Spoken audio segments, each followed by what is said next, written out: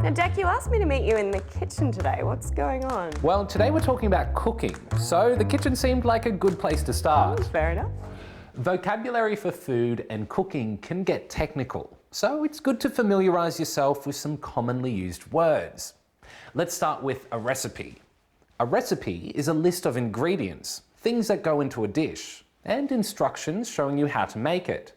So what are we going to make today, Sarah? Well, there's recipes for a few different cuisines here. We've got Japanese, Indian, Italian, Spanish. How about pasta? Italian it is. Now, when you look at a recipe, you'll see lots of measurements for your ingredients.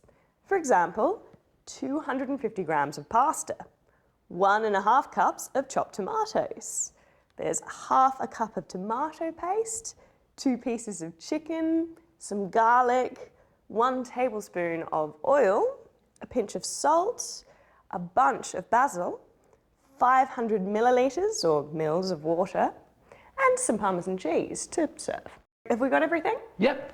What about cooking utensils? Yeah, it's good to know the names of some of the tools you'll be using in the kitchen. There's a wooden spoon that you can use to stir things, a ladle, a spatula, tongs, a knife for cutting, slicing and dicing, which you do on a chopping board or block. You might use a grater. And then there's measuring cups and spoons. Then we have our pots and pans. We've got saucepans and a wok and a frying pan. We use a frying pan to fry something on a stove. Frying means to cook something in oil in a shallow pan, or you can deep fry it using more oil.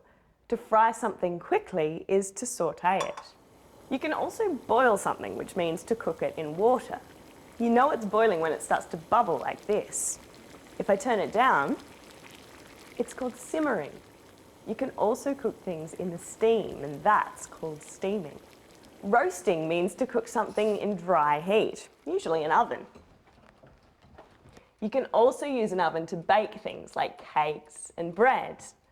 Or you can grill something by exposing it to heat, or you can toast it.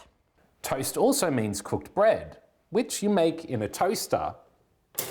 Okay, Sarah, what does the recipe say? It says to boil the water with a pinch of salt and then add the pasta. You can chop the tomatoes and then we have to saute them. Should we fry the chicken or roast it? Well, it says to steam it, but I think we should fry it. It'll taste better. How many pieces again? 2. 2. And how much oil should I use? Just 2 tablespoons.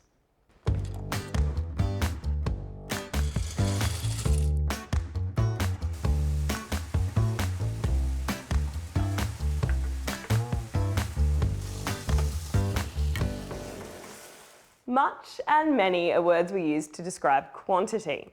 We use how many when you can count something. For example, how many tomatoes? How many carrots?